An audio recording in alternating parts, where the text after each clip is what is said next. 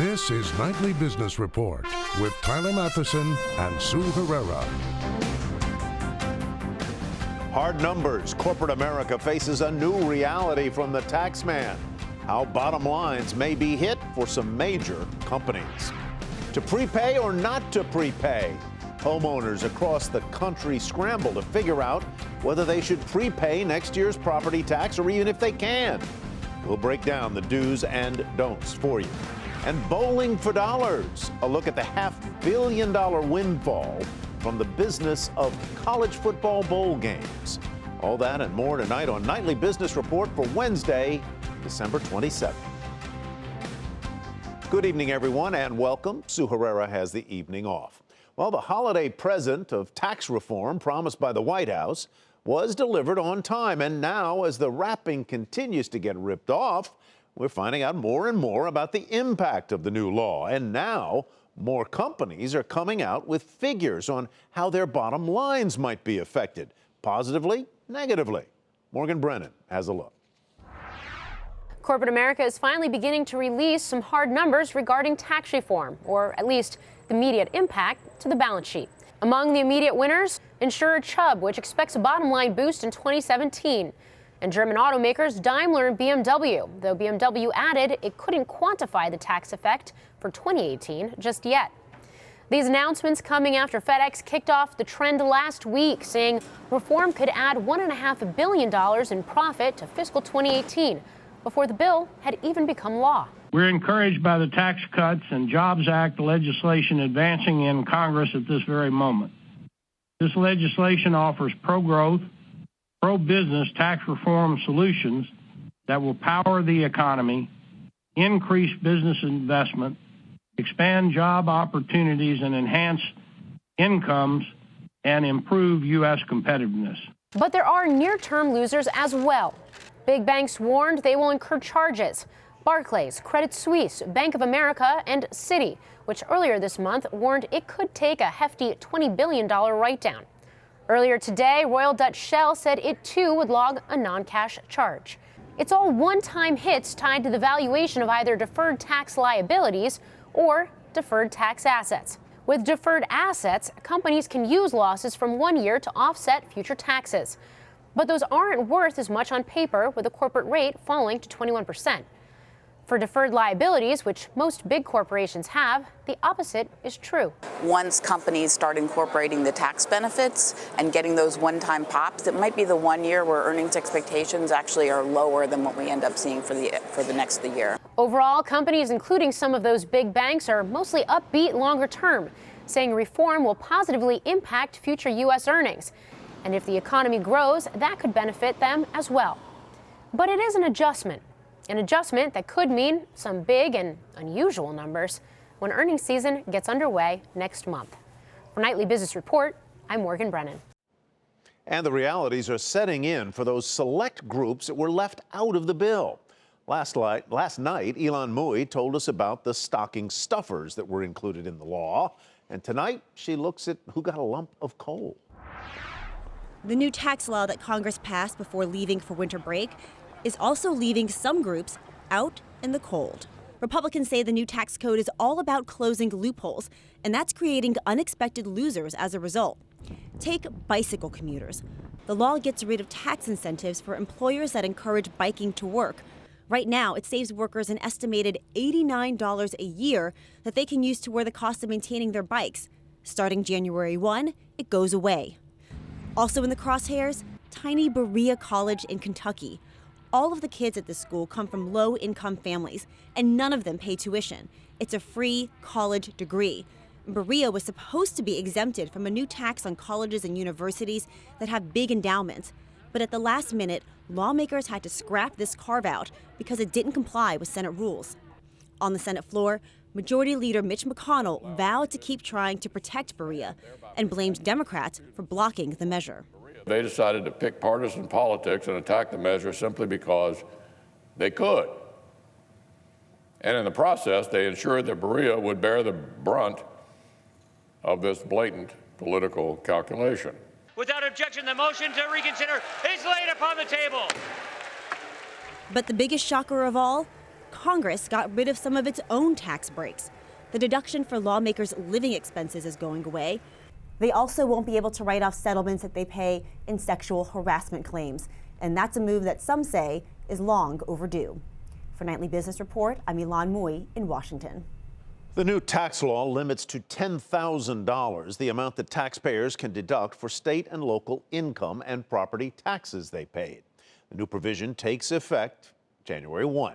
So taxpayers in several high tax states like New Jersey, Illinois, California have rushed to their town halls this week to prepay 2018 real estate taxes that have already been assessed. Doing so, according to an IRS ruling late today, will let them deduct the full amount on their 2017 return in most cases. Here to explain who can and who should and how is Johanna Senath, Senior Tax Manager at Pagnato Carp. Johanna, welcome Hello. back. Good to have you with us. Let's go carefully here because it gets technical very quickly. Who should try to do this and who shouldn't?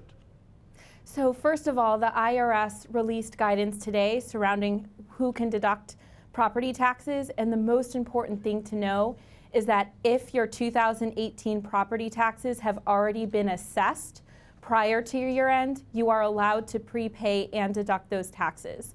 So if you unfortunately do not yet know what your 2018 property taxes are, you will not get a deduction on your 2017 return. So how do you do it? Do you go to your town hall and ask whether there is a bill ready for me? And should I do it no matter what? Or should I do it only if my property taxes would be so great that I wouldn't be claiming this new expanded standard deduction?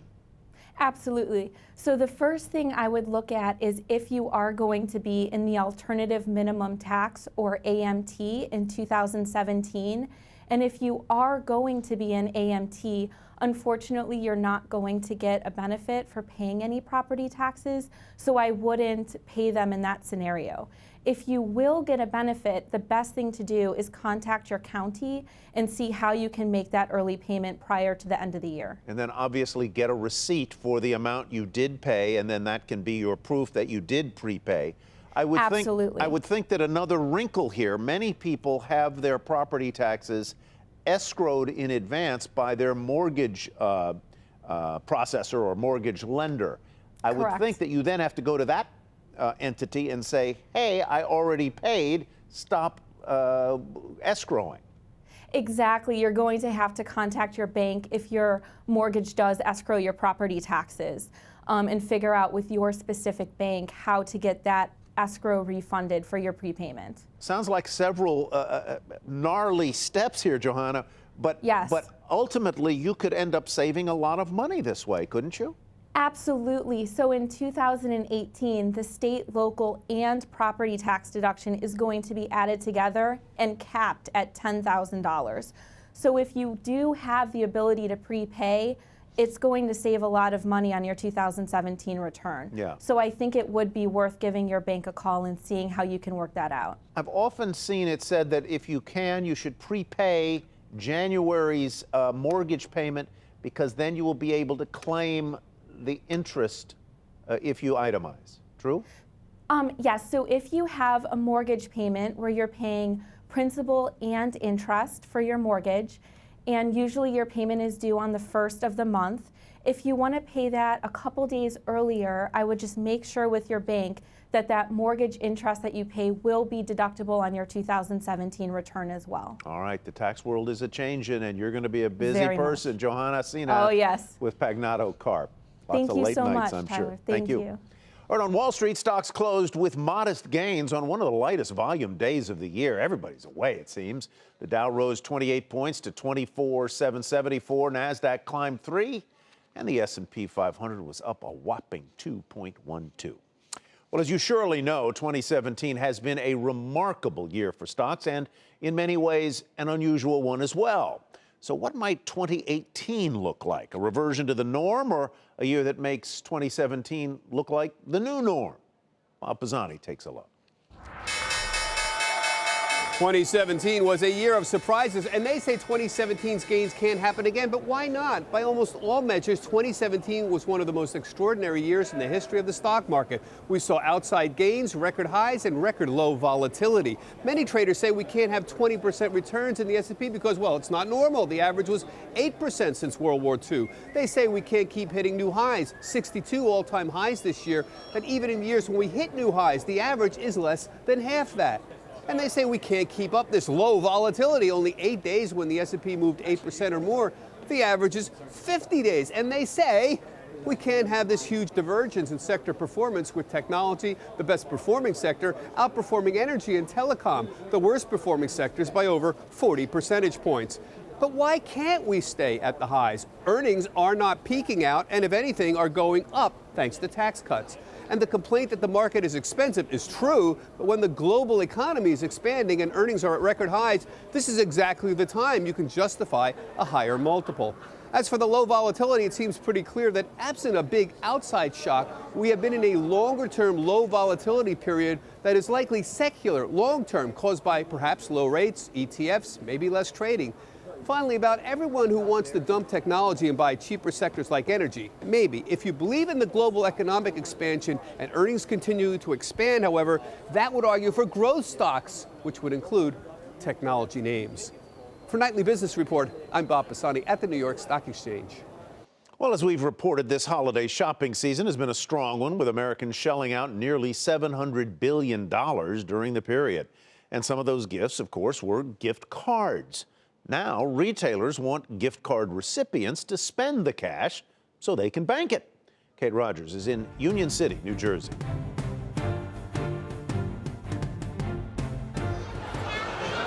Americans were projected to spend more than $27 billion on gift cards this year, per the National Retail Federation.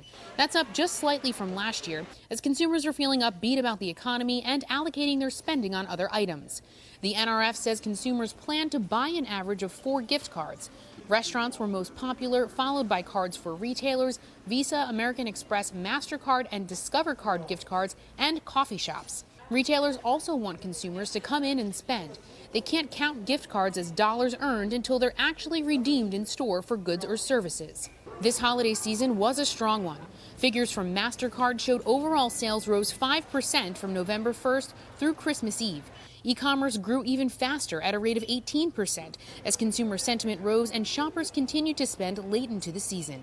Consumers said they were feeling confident about the economy this holiday season and took advantage of sales. Since President Trump's been elected, I think he's done a lot of help with the economy. Just knowing that there was a lot of unknowns, so I just worked really hard. And we had a good year. I spent less money on Christmas gifts this year. Better sales, so I took advantage of that. And whether it's spending on gift cards or sale items, don't expect shoppers to slow down anytime soon. In fact, they're set to spend some $69 billion this week through New Year's. That's about 10% of the overall $682 billion the National Retail Federation had projected for this holiday season. For Nightly Business Report, I'm Kate Rogers in Union City, New Jersey.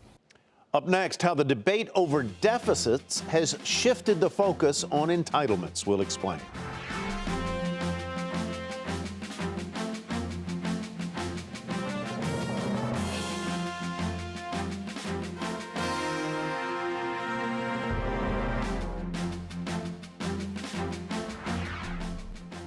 Well, the new tax law has done a lot of things, but one of the most amazing is how it has changed the conversation about budget deficits and which party takes which side in the debate over how important they truly are. Well, with all the tax cuts coming through in 2018, it is possible that the federal deficit could pierce $1 trillion next year. And that's in an expanding economy, not a recession. So Speaker Paul Ryan now has his focus on cutting spending, specifically entitlements. John Harwood joins us from Washington on what is sure to be a tricky bank shot for the GOP. You know, John, after fighting the White House over deficits so much during the Obama years, Republicans have kind of brushed off talk of higher deficits derived from the tax cuts. Do they not matter if they occur because of tax cuts, only if they occur because of spending? Well, that's considerably what Republicans believe. You know, part of the turnabout is partisan. President Obama was a Democrat, President Trump's a Republican. But it's also the case that Republicans believe in smaller government. They view tax cuts as a separate matter, as economic policy to produce growth, and then want to right-size spending to fit the tax rates that they have cut to.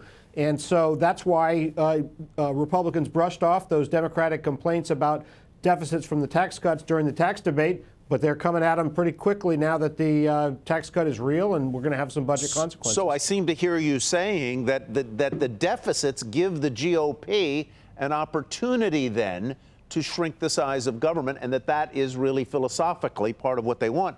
But is the solution cutting entitlements? Is that in the cards this year? If you ask Paul Ryan, the House Speaker, who is very ideologically driven to reduce government, yes, that is the answer. He has said that the way you tackle debt and deficits is by restricting those big entitlement programs, especially the health care entitlements of Medicare and Medicaid, not to mention Social Security. The challenge is that that's very politically unpopular to do, and Mitch McConnell, the Senate Republican leader, last week said, I don't expect that on the agenda because Democrats are going to be opposed, and if they're opposed, we don't want to do it. There's a 2018 election coming up, and Republicans need to be careful. All right, if Washington becomes paralyzed over the budget, should the markets be worried about the consequences of near-term deficits? I think not in the near term, Tyler. You know, this has mostly been a theoretical problem. There were predictions that we were going to become the next Greece during the Obama years. That didn't happen.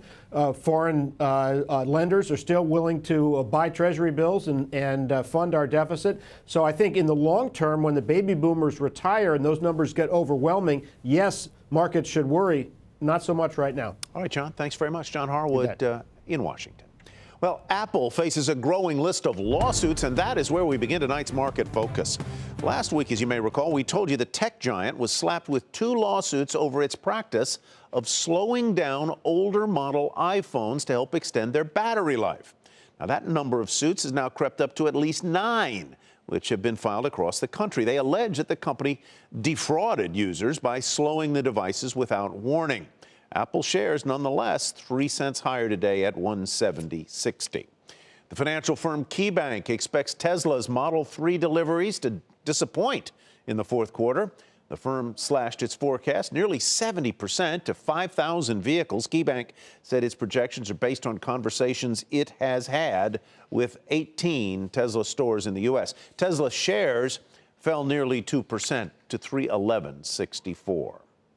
Well, the drug maker Horizon Pharma said the FDA has expanded the list of who can be treated with the company's drug for a rare, life-threatening metabolic disorder called nephropathic cystinosis. Glad I put that in the copy. Horizon said the approval means children as young as a year old now have access to the treatment. Shares initially rose as much as 3% on the news, but ended the day fractionally higher at 15 and a penny. And Bernstein is downgrading shares of Celgene to market perform from outperform. It says pipeline setbacks don't bode well for the stock's potential upside. The firm said part of the excitement surrounding the company has been Celgene's bet on innovation, and as of late, it just hadn't panned out. The drug maker recently reported disappointing study results for its cancer treatment and said it will end its Crohn's disease trials. Shares off 2% at 104.46. Well, tonight's Market Monitor says he is finding opportunity in emerging markets in 2018 thanks to global economic growth, demographics, and reasonable valuations compared with the U.S. He's got 3 picks. They include a mutual fund and 2 ETFs. This is his first time on the program. He is Greg Lukin, President and CEO of Lukin Investment Analytics. Greg, welcome. Good to have you with us. Why 3 separate ETFs and funds here? Can't you get it all done with one? Thanks, Tyler. And many people do. One of the advantages of using several different positions is the differences in company and country weightings. So you see pretty sizable differences between the way they weight the different countries inside that, which makes a sizable difference in the results that they get. So these funds and ETFs we're about to talk to do different things, different ways, have different exposures. So let's start with, I believe the ticker is DEMIX. It's Delaware Emerging Markets Fund Institutional. Why do you like it? I like it because the costs are reasonable, the country allocations have worked, and we think will continue to work. They have a lot of exposure in the Pacific Rim, and it continues to deliver. Up 40% in a year, I would say that is delivering. I think the next one is FEM, First Trust Alphadex ETF. Why do you like that one? Well, again, First Trust uses a little different way of weighting countries. They have an overlay, kind of a paint by numbers, if you will, a mathematical way to select the companies and countries that go in there. And it ends up with a very different mix than the typical emerging markets index. And then there's an iShares Emerging Markets Index Fund, but you say is not the cheapest, but tracks closely to an index, up 35% 1 year.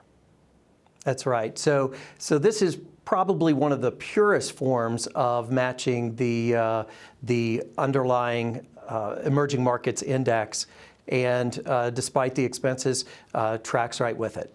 What are you looking for in the markets domestically next year? Quick thought. Quick thought is 2017 was a great year. We think 2018 will be a solid and a good year. We think it will end substantially higher. We think the tax cuts are going to make a difference. Any infrastructure spending could be a real positive, and we've got a number of sectors that have underperformed. Well, I think you should spend more time on those beautiful mountains right behind you there, Greg. Get some skiing. Greatest snow on earth. You bet. Greg Lukin with Lukin Investment Analytics, Salt Lake City. Coming up, ever wonder why there are so many college football games? 2 words: big money.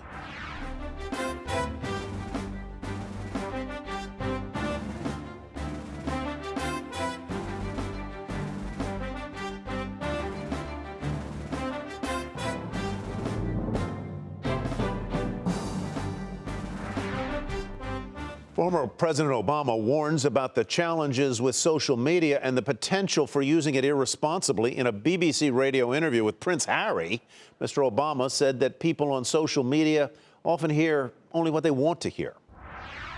The question, I think, really has to do with how do we harness this technology in a way that allows a multiplicity of voices, allows a diversity of views, but doesn't lead to a balkanization of our society, but rather continues to promote ways of finding common ground. Still, the social media space is closely watched by investors, so what might 2018 hold for this important group? Julia Borston takes a look. In 2018, we can expect an acceleration of change in the media industry as the giants adapt to more competition. First, with Disney's Fox deal creating a behemoth that will grab an even bigger piece of the box office, all the other media players are likely to scramble for scale, targeting the smaller media companies such as Discovery, Lionsgate, and AMC Networks. We could even see Netflix buy a studio to lock in a library with subscriber appeal. All this as the industry awaits a court decision on AT&T's battle with the DOJ to buy Time Warner. Second, amid growing concerns about cord cutting, there will be a surge of new skinny bundle subscribers. YouTube, Hulu, and AT&T's DirecTV Now will make even greater gains as Discovery and Viacom's sports-free bundle, Philo, appeals to people who don't want ESPN.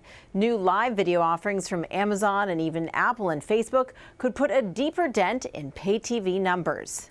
Lastly, with sexual harassment and misconduct revelations prompting an overhaul of Hollywood's top ranks, all signs point to the entertainment industry taking the lead in redefining workplace conduct. After years of criticism for being too white and too male, studios are going to prioritize diversity, not only because it's the right thing to do, but because it helps draw the broadest audience for their content. For Nightly Business Report, I'm Julia Borston in Los Angeles. And finally, tonight on New Year's Day, college football's Sugar and Rose Bowls will be played. Winners face off for the football championship January 8th. But did you know that before that, there'll be nearly 40 other bowls, many of which you probably never heard of? But it doesn't matter because bowls are big business. Eric Chemi explains from Yankee Stadium. Tonight at Yankee Stadium, it's the New Era Pinstripe Bowl featuring Iowa and Boston College. If you look at the business of bowl games, it's very different than a generation ago. Back then, you had nonprofits like the Rose Bowl, the Fiesta Bowl. Those were community organizations. Now you have for-profit entities. This bowl game did not exist 10 years ago, but the Yankees decided they wanted to create it. They're still the owners of the bowl game today.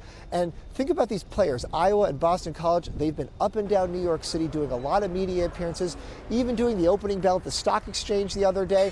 And that's good for those schools as recruiting trips to get future players, and it's good for the conferences. The Big Ten and the ACC, they want to be national conferences. They want to be in the New York City media market, so this is the perfect opportunity for them to do that.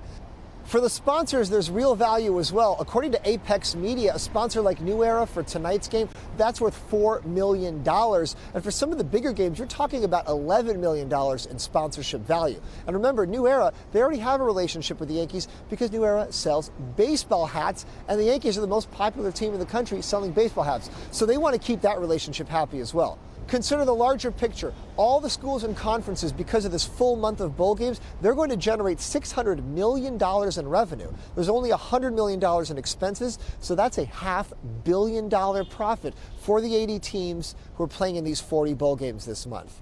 And if you wonder, who's watching these lower tier bowl games? It turns out more people than you think. Last year, all but one bowl game had at least 1 million viewers. So that's good for holiday retailers trying to get their Christmas specials advertised, even for movie studios that want to announce their blockbusters coming up during this season. So a lot of different parties, they want these bowl games to exist. There's a lot of money to be found from multiple sides. That's why these games exist, like the Pinstripe Bowl behind me. For Nightly Business Report, I'm Eric Chemi in the Bronx. And that is Nightly Business Report for tonight. I'm Tyler Mathisen. Thanks for watching. See you tomorrow.